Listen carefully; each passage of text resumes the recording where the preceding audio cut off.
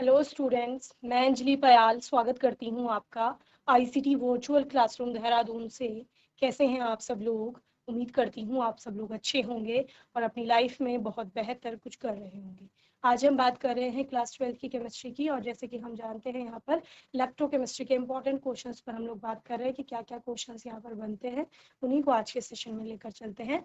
कुछ टॉपिक पे हमने लास्ट सेशन में बात की थी, जिनमें आपको एक प्रश्न था कि सेल अभिक्रिया दी गई थी आपको और सेल को निरूपित करना था आपने, तो वो यहाँ पर हम लोगों ने किया था। इसके अलावा इलेक्ट्रोड पोटेंशियल यानी इलेक्ट्रोड विभव क्या होता है उसके ऊपर बात की थी। साथ ही हमने मानक हाइड्रोजन इलेक्ट्रोड के ऊपर बात की थी, और इसके अतिरिक्त यहाँ पर एक क्वेश्चन था जिसमें कि सेल आपके लिए बताया गया था और उसमें कौन कौन सी अभिक्रिया आपकी हो रही है एनोड और कैथोड पर, वो आपने यहाँ पर बताई थी। तो एनोड पर आपका क्या होता है, जो भी कोई धातु है आपका इलेक्ट्रॉनों का दान वहां पर हो रहा होता है, उसके बारे में हमने एनोड पर अभी बताया था। और कैथोड पर आपका क्या होता है, जहां पर इलेक्ट्रॉनों का गेन हो रहा होता है। Okay, then define the terms specific conductance, molar conductance, equivalent conductance. तो ये सारे चीजों को हम लोगों ने डिफाइन किया था यहाँ पर कि क्या क्या ये होते हैं। कुछ मैंने इसमें आपको होमवर्क में दिया था कि आपको करना है। इसके अतिरिक्त नर्स्ट इक्वेशन को हम डिराइव कर रहे थे यहाँ पर, जहां पर हम लेकर चले थे कि एक सेल है जिसमें एनोड है, आपकी दो इलेक्ट्रोड है, एनोड और कैथोड।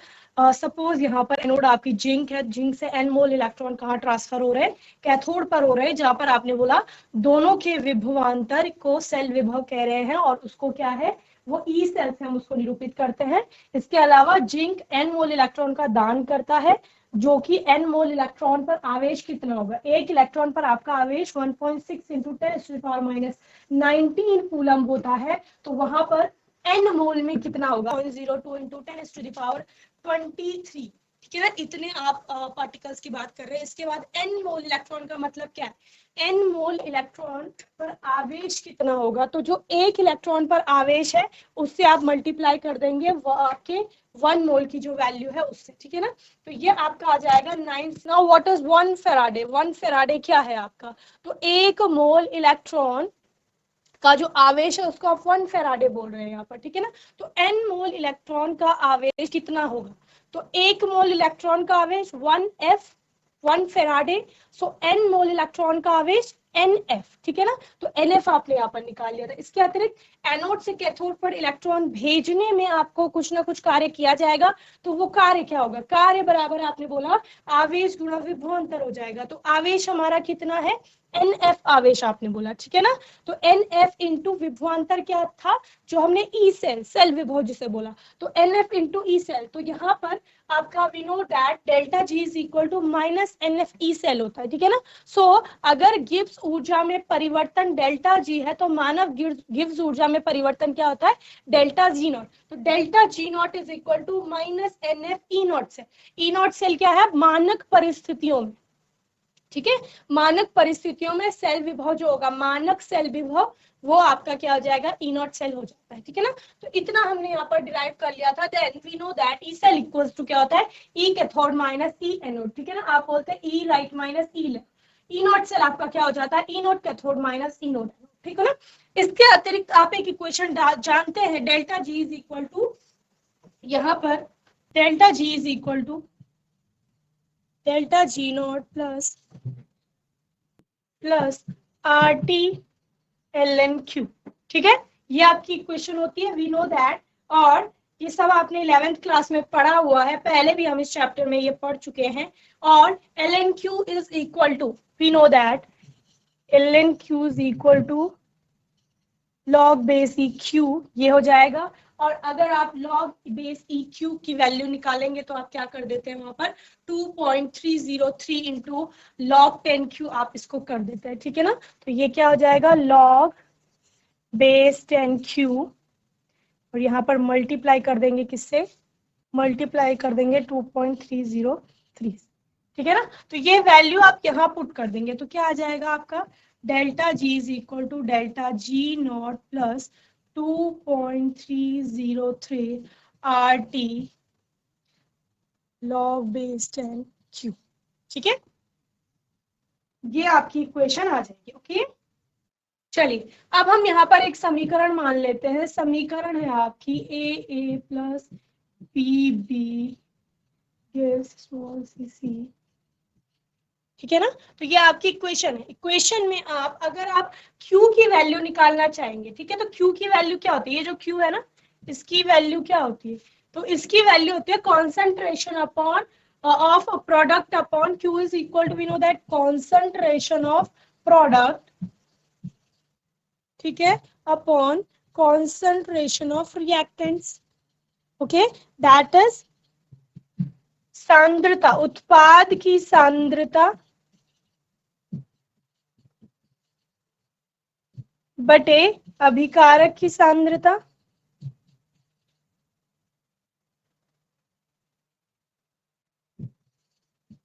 ठीक है। तो उत्पाद में क्या है आपका, कैपिटल सी कैपिटल डी है, और ये इसके रस सम्मिति गुणांक जो होते हैं वो पावर में आ जाते हैं, आपको पता है। यानी कि आप क्या करेंगे, अगर आप लिख रहे हैं कॉन्सेंट्रेशन ऑफ सी, ठीक है, तो ये कैपिटल सी और स्मॉल सी जो रस सम्मितीय गुणांक की हम लोग बात करते हैं, स्टोइकियोमेट्रिक कोएफिशिएंट, तो यहाँ स्मॉल सी आ जाएगा इनटू कैपिटल डी, पावर आ जाएगी स्मॉल डी, डिवाइडेड बाय अभिकारकों की सांद्रता। अभिकारक क्या है, ए और बी की सांद्रता, ठीक है ना। तो ए की पावर स्मॉल है और बी की पावर स्मॉल, क्लियर है। तो ये क्यू की वैल्यू आ गई यहाँ पर। अब यहां यहां आपने डेल्टा जी और डेल्टा जी नॉट की वैल्यू निकाली। इनको इक्वेशन मान लीजिए, ये फर्स्ट इक्वेशन है सपोज, और ये सेकेंड इक्वेशन है आपकी, पहली और दूसरी समीकरण, ये आपकी यहाँ समीकरण 3 है, ठीक है ना। तो समीकरण 3 में डेल्टा जी व डेल्टा जी नॉट का मान रखने पर, ठीक है ना।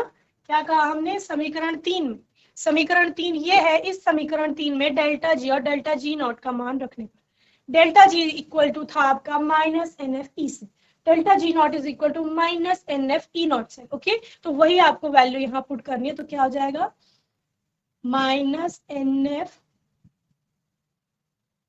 ई cell is equal to minus N F E not cell minus N F E not cell plus 2.303 log base 10 Q, ये हो गया, क्लियर है। अब आप दोनों साइड एन एफ से डिवाइड करने पर, ठीक है ना, दोनों ओर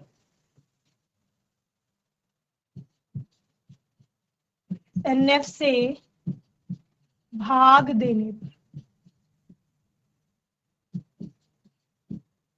ठीक है, दोनों ओर माइनस एन एफ से आप भाग दे रहे हैं, तो क्या हो जाएगा आपका, minus N F E cell divided by minus N F is equal to minus N F E not cell divided by minus N F plus 2.303 log base 10 Q, और इसको भी आप डिवाइड कर देंगे माइनस एन एफ से, ठीक है ना, 2.303 log base 10 Q divided by minus N F, ठीक है ना। तो एन एफ कैंसिल हो जाएगा, दो जगह ये कैंसिल हो रहा है, तो दोनों जगह ये minus N F minus N F minus N F minus N F, ये कैंसिल हो गया। अब क्या रह गया, E cell is equal to क्या रह गया आपका, ई नॉट सेल, ये माइनस यहाँ जाएगा, minus 2.303 log base 10 Q upon N F, okay, clear है। क्या बोला मैंने आपको, ई सेल, जो सेल का विद्युत वाहक बल है is equal to E not cell यानी मानक सेल विभव minus 2.303 log base 10 Q upon N F, ठीक है, ये आपका नोट करेंगे इतना, फिर आगे हम आर की वैल्यू, यहाँ पर आर टी भी है, यहाँ पर आर टी लॉग, ध्यान रखेंगे इसका बच्चों, यहाँ पर यहाँ पर यहाँ पर, ठीक है, क्या कहा मैंने, R T log base 10 Q, R T log base 10 Q, R T log base 10 Q, ठीक है, ये ध्यान रखना है आपको। आर एफ व T is equal to 298 kelvin रखने पर, यानी R और F का मान रखने पर, ठीक है, का मान जो अभी आपने कैलकुलेट किया, R का मान आपको पता होता है 8.314 आपका आता है, ठीक है ना। तो आपका क्या हो जाएगा, अब जो ये इक्वेशन है यहाँ से आप आर टी और एफ को हटा दें, क्लियर है। आर टी और एफ हट जाएगा तो E cell is equal to E not cell minus इनकी वैल्यू आर और टी का मान को गुणा करने पर, और उस गुणा को एफ से विभाजित कर, आर टी और इस मान को गुणा करके तथा एफ से विभाजित करने पर आपका आ जाता है 0.0591, ठीक है, कितना आ जाता है 0.0591 अपॉन एन रह जाएगा सिर्फ, और बेस 10 क्यू, ठीक है। ये ई सेल की वैल्यू आ गई, ये फोर्थ, यही आपकी नेक्स्ट इक्वेशन, ठीक है, ये उसका और छोटा रूप फिफ्थ, ठीक है। चलिए समरी, क्या क्या समझ आया आपको इससे, ठीक है ना। एक कौन कौन सी इक्वेशन आपके लिए इंपॉर्टेंट है, सबसे पहले डेल्टा जी जी, ठीक है, फिर delta G, then E cell की वैल्यू, यहाँ पर ई सेल की वैल्यू जो कि आपकी क्या बन गई, नस्ट की इक्वेशन बन गई, और ये आपका नेक्स्ट, क्लियर है। तो delta G is equal to minus N F E cell, ठीक है, delta G is equal to minus N F E, delta G naught is equal to minus N F E not cell, ठीक है। इसके अतिरिक्त delta G is equal to delta G naught plus क्या आया था R T L N Q, ठीक है, ये वाली equation R T L N Q, फिर उसको आपने लॉग बेस 10 में कन्वर्ट कर दिया था, plus R T L N Q, ठीक है, फिर delta G is equal to delta G naught plus 2.303 R T log base 10 Q, और ई सेल निकाला था आपने, E cell is equal to E not cell minus 2.303 R T log base 10 Q upon N F, ठीक है। और इसके अतिरिक्त E cell is equal to E not cell minus 0.0591 upon N log base 10 Q, ठीक है। तो ये सारी जो इक्वेशंस है, लास्ट वाली इक्वेशन हो गया, ये वाली इक्वेशन हो गई, ये इक्वेशन हो गई आपकी, ठीक है, ये सारी आपकी इंपॉर्टेंट है। तो समरी में आपकी सारी इक्वेशन मैंने डाल दी, चलिए नोट करेंगे जल्दी से। चलिए अब हम ये डैनियल सेल के लिए करते हैं, जिसमें कि आपका एक जिंक की, ये तो अभी हमने ए बी सी डी एक रिएक्शन ऐसे ही मान ली थी कि ए बी आपके रिएक्टेंट में आ रहे हैं और प्रोडक्ट में आपका सी और डी आ रहे हैं, ठीक है ना। डैनियल सेल ले लेते हैं, जिंक जिनमें क्या होता है आपका, सपोज जिंक की आपकी एनोड है और कॉपर की आपकी क्या है, कैथोड है, ठीक है। जहाँ पर रिएक्शन आपकी क्या कह रही थी कि जिंक जो कि सॉलिड स्टेट में है वो आपका Cu2 पॉजिटिव जो कि आपका एक्वस से आ रहा होगा, इसको 2 इलेक्ट्रॉनों का दान कर रही है और Zn2+ बना रही है जो कि एक्वस का है, और यहाँ पर Cu2 पॉजिटिव वो 2 इलेक्ट्रॉन ग्रहण करके कॉपर सॉलिड आपका बना रहा है, ठीक है। ये इक्वेशन इससे अभिक्रिया है, ठीक है। इस रिएक्शन में आपको दो चीजें ध्यान देने वाली होती हैं, पहली चीज आपका रिएक्टेंट क्या है और प्रोडक्ट क्या है, ठीक है। ये तो बेसिक सब बात है, आप 9th क्लास में रिएक्शन को पढ़ना शुरू करते हैं तो लेफ्ट हैंड साइड में जो रिएक्टेंट है वो लेफ्ट हैंड साइड में जो लिखे गए हैं वो रिएक्टेंट है, और जो राइट हैंड साइड में आपके वो प्रोडक्ट है, यानी कि अभिकारक है, वो उत्पाद है, ठीक है ना। कि सांद्रता क्यू बराबर आपने क्या बोला था, उत्पादों की सांद्रता बटे अभिकारकों की सांद्रता, ठीक है ना। तो उत्पाद में आपकी दो चीजें, एक Zn2+ है, दूसरा Cu है। लेकिन जब भी आप सांद्रता की बात करेंगे तो आप एक्वा सॉल्यूशंस की बात करेंगे, लिक्विड्स की बात करेंगे, ठीक है ना, सॉलिड वहां पर कहीं नहीं आएगा। तो यहाँ Cu की हम सांद्रता लेंगे नहीं, इधर हम Zn की सांद्रता नहीं लेंगे, तो सिर्फ क्या आ जाएगा, Zn2 पॉजिटिव का की सांद्रता आ जाएगी और CO2 पॉजिटिव की सांद्रता आ जाएगी। तो इक्वेशन क्या लिखेंगे, जो आपने लास्ट इक्वेशन लिखी है उसी में आप थोड़ा मॉडिफिकेशन कर देंगे, और सांद्रता जो ये वाली इक्वेशन है ना, यहाँ पर Q की वैल्यू आप लिख लेंगे। Q की वैल्यू आपने क्या लिखी थी यहाँ पर, ये वाले लिखी थी, ठीक है ना। तो यहाँ जो CD है उसकी जगह आपका जिंक 2+ आ गया, और यहाँ जो आपने AB लिखा था उसकी जगह Cu2 पॉजिटिव आ गया। ओके, क्लियर है। तो इसके लिए अगर आप नस्ट इक्वेशन डिराइव करेंगे, ठीक है ना, नस्ट समीकरण अगर इसके लिए लिखेंगे तो क्या हो जाएगा, E cell is equal to E naught cell minus 0.0591 upon n, ठीक है ना, log base 10 concentration of Zn2 positive upon concentration of Cu2 positive। Clear, चलिए नोट करेंगे जल्दी से, ठीक है। अब हो क्या रहा है, हो यहाँ पर कुछ नहीं रहा है। जब आप इस वाली इक्वेशन को दोनों अलग अलग इलेक्ट्रोड पर देखते हैं, तो आप जिंक इलेक्ट्रोड पर बात करते हैं कि एनोड पर क्या हो रहा है, जिंक आपके 2 इलेक्ट्रॉन का दान कर रहा है, ठीक है ना। वो 2 इलेक्ट्रॉन का दान करके वो 2 इलेक्ट्रॉन जा कहाँ रहे हैं, कैथोड पर जा रहे हैं, ठीक है ना। 2 इलेक्ट्रॉन एनोड से ट्रेवल करके कैथोड पे जा रहे हैं। तो ये एन क्या है, एन आपका वही तो है कि कितने नंबर ऑफ इलेक्ट्रॉन्स आपके ट्रांसफर हुए। सो हम जानते हैं कि क्या 2 इलेक्ट्रॉन स्थानांतरित हुए हैं।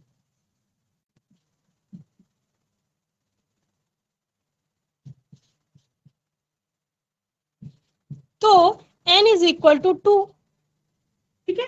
n की वैल्यू 2 हो जाएगी, तो E cell is equal to क्या हो जाएगा, E नॉट सेल माइनस मानक पर जो आपने R और T की वैल्यू लगा दी थी 0.0591 upon 2 log base 10 concentration of Zn plus upon concentration of Cu positive। Okay, ये आपकी नैनस्ट इक्वेशन होगी। सेम आपका एक क्वेश्चन है, आपकी ही बुक का प्रश्न है। ये जो यहाँ पर आपने अभिक्रिया देखी, ठीक है ना, यहाँ पर क्या हो रहा है, Zn plus Cu2 positive gives Zn2 positive plus C, ये अभिक्रिया हो रही है, ठीक है। डेनियल सेल की अभिक्रिया आप जिसे कह रहे हैं। इस अभिक्रिया के लिए आपका जो मानक इलेक्ट्रोड विभव है, मानक इलेक्ट्रोड विभव 1.1 V है, ठीक है। इसके लिए आपने मानक गिब्स ऊर्जा में परिवर्तन को कैलकुलेट करना, ठीक है। किसकी गणना करनी है, डेल्टा G नॉट की गणना। इस अभिक्रिया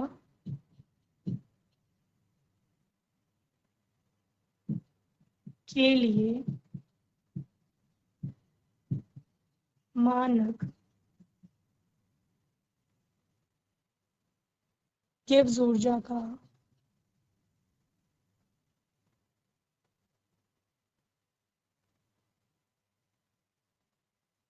परिकलन कीजिए,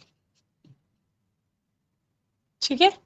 चलिए ध्यान देने वाली बात एक दो चीजें हैं बस।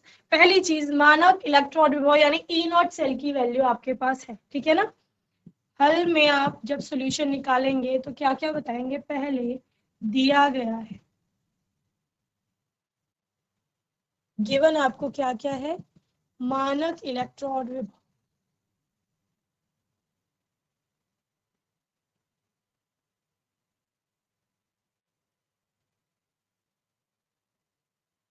मानक इलेक्ट्रोड विभव यानी E नॉट सेल की वैल्यू आपके पास है जो कि है 1.1 वोल्ट, ठीक है। दूसरा, आपको यहाँ पर क्योंकि इक्वेशन दी गई है डेनियल सेल में, इक्वेशन में आप बात करेंगे जिंक क्योंकि 2 इलेक्ट्रॉनों का दान कर रहा है, बार बार वही चीज आ रही है, तो यानी n की value n is equal to आपके पास है 2, कितने इलेक्ट्रॉन, नंबर ऑफ इलेक्ट्रॉन जो ट्रांसफर हुए हैं, यानी कि जो एक इलेक्ट्रॉन ने दान किया है और दूसरी इलेक्ट्रॉन ने उनको ग्रहण किया, तो n इज इक्वल टू 2 हो गया आपके पास, ठीक है। दूसरा, आप कौन से फॉर्मूले से डेल्टा जी की वैल्यू निकालते हैं, ठीक है। तो डेल्टा जी, क्योंकि मानक गिव्स ऊर्जा बोला है तो डेल्टा जी नॉट की बात कर रहे हैं, तो delta G naught is equal to minus N F E naught से, क्लियर। तो यानी एफ की वैल्यू आपको पता है, जो आपने पहले भी आप लोग कैलकुलेट कर चुके हैं यहाँ, ये आपकी 996,485, ठीक है। ये आपकी किसकी वैल्यू हो जाएगी, 996,487 के अक्रॉस आप इसको मानते हैं, ये आपकी किसकी वैल्यू हो जाएगी, एफ की वैल्यू हो जाएगी, क्लियर। तो यह एफ इज इक्वल टू 96487, ठीक है। इस इक्वेशन में आप सारी वैल्यू पुट कर देंगे और उसके बाद कैलकुलेट कर, ठीक है। माइनस एन की वैल्यू 2 गुणा 96487 गुणा 1.1, क्लियर है। ये सारा किसकी, आप इसको कैलकुलेट कर लेंगे तो क्या आ जाएगा, मानक गिब्स ऊर्जा की वैल्यू आ, मोल इनवर्स, ठीक है। यानी कूलम मोल इनवर्स, यानी कूलम पर मोल भी जिसे आप कहते हैं, ठीक है। कूलम पर मोल आपका ये वाली वैल्यू इनटू ये क्या इसमें आ जाएगा, वोल्ट में आ जाएगा, ठीक है ना। तो कूलम पर मोल इनटू वोल्ट, और ये तो आपका दो इलेक्ट्रॉनों की संख्या आप बता रहे हैं, तो वो तो दो ही रहेगा आपका, ठीक है ना। तो जूल मोल इनवर्स में आपका आंसर आ जाएगा। एक और प्रश्न है, निम्नलिखित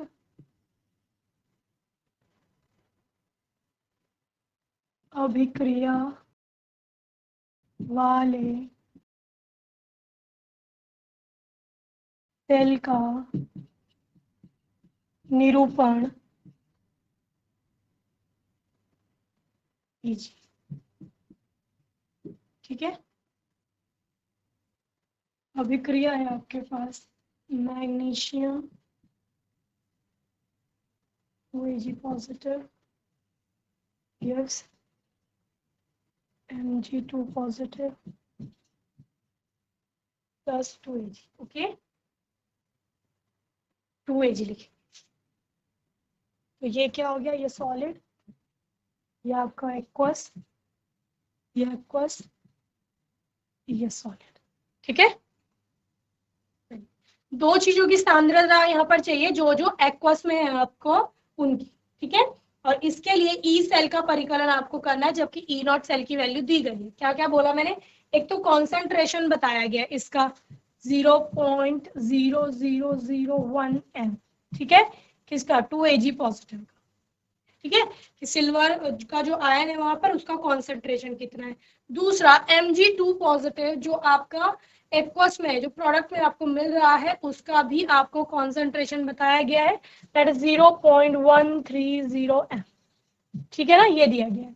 अब ई सेल ज्ञात कीजिए, ठीक है ना, इसके लिए ई सेल की गणना करनी है, और जबकि यहाँ पर आपको ई नॉट सेल का मान दिया गया है 3.17 वोल्ट, ठीक है ना, जहां E not cell is equal to 3.17 volt, ठीक है। तो इक्वेशन जो नस्ट इक्वेशन है उसी से आप ये निकालेंगे। सबसे पहले आपने क्या करना है, सेल का निरूपण करना है, ठीक है। सेल क्या हो जाएगी, Mg से आपका क्या बन रहा है, Mg जो कि सॉलिड में है उससे बन रहा है आपका Mg2 पॉजिटिव जो कि एक्वस में, ठीक है। फिर आपका क्या हो रहा है, Ag जो है, Ag पॉजिटिव जो एक्वस में है उससे बन रहा है आपका Ag जो कि सॉलिड में, ठीक है। ये तो सेल का निरूपण आपने इसके लिए कर दिया। इनके कॉन्सेंट्रेशन आप यहाँ पे लिख सकते हैं, Mg2 पॉजिटिव की 0.130 और इसकी कितनी आ जाएगी 0.0001। चलिए अब निकालना क्या है, E cell. E cell is equal to क्या था, E not cell minus 0.0591 upon n log base 10 q। ठीक है, ये आपकी इक्वेशन थी। इक्वेशन में आपको अब वैल्यू रखनी है। तो E not cell minus 0.059 upon n log base 10, और q की जगह क्या आ जाएगा?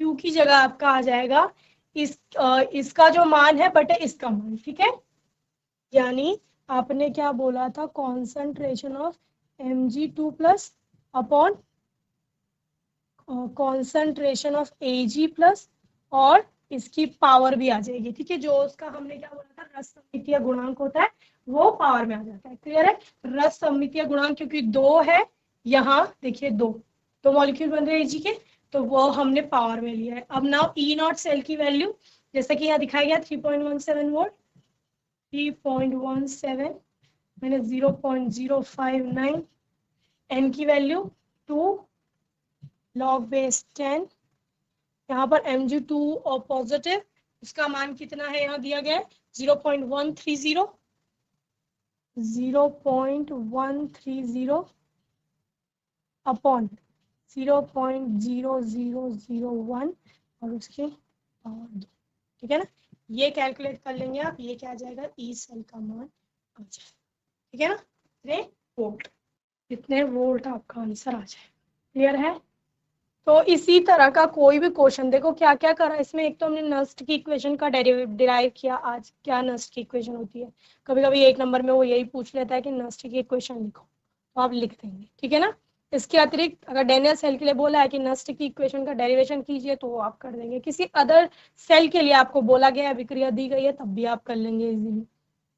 ई सेल का मान निकालना होगा तो वो इस फॉर्मूले से आप निकाल लेंगे। ठीक है, इसके अलावा जैसे मैंने माना गिब्स ऊर्जा का मान का परिकलन करना आपको बताया, वो भी आप कर सकते हैं। ठीक है ना, कभी कभी सिर्फ आपको पूछा जाएगा कि अगर आवेश कितना ट्रांसफर हुआ है तो वो n की वैल्यू भी इस फॉर्मूले से निकाल सकते हैं। इसके अतिरिक्त सेल से सेल अभिक्रिया बनाना वो आप कर सकते हैं, सेल अभिक्रिया से सेल का निरूपण करना वो भी आप कर सकते हैं। ठीक है, तो ये क्वेश्चन आपके बनते ही बनते हैं, बहुत इंपॉर्टेंट है। बाकी आने वाले सेशन में किसी और चैप्टर के इंपॉर्टेंट क्वेश्चन पर हम लोग बात करेंगे जो कि लास्ट ईयर में पूछे भी गए होंगे।